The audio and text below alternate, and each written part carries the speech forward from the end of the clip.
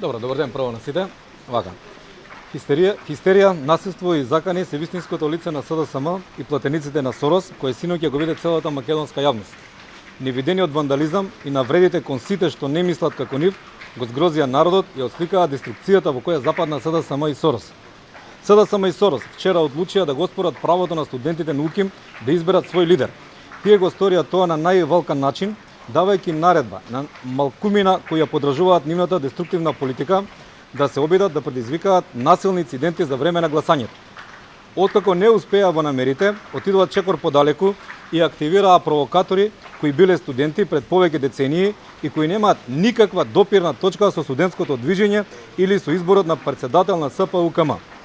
Хулиганите на СДСМ и Сорос се обидеа да спречат да се избројат гласовите на студентите кои излегува да изберат свој лидер.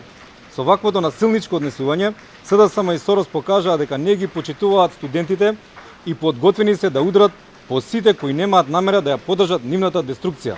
СДСМ и Сорос покажаа дека не ги интересира програма на кандидатите на председател на УКИМ и самиот избор, туку ги интересира само оспорување на изборот. Тоа што го видовме вчера при изборот на председател на СПУКМ е слика на тоа што го гледа јавноста изминатиот период на централно ниво. СДСМ и Сорос немаат поддршка од граѓаните за хулиганството и вандализмот. Рейтингот на СДСМ тоне, како што се зголемува нервозата и деструкцијата. Затоа СДСМ бега од избори и од соочување со граѓаните. Затоа СДСМ се труди да ги блокира изборите и го оспорува уставното загарантирано право на граѓаните да гласаат и да ја дадат легитимитет на политичката опција која што смета дека може да ја извлече Република Македонија од кризата. ВМРО ДПМН ја поздравува присебноста и професионалната реакција на полицијата, која не дозволи да ескалира вандализмот и насилството и не подлегна на провокациите и навредите упатени од активистите на СДСМ и Сорос. ВМРО ДПМН ја поздравува и присебноста на СПУКМ, кои не дозволија мала група на хулигани да го оспорат демократското право на илјадници студенти. Насилството и вандализмот немаат иднина и перспектива.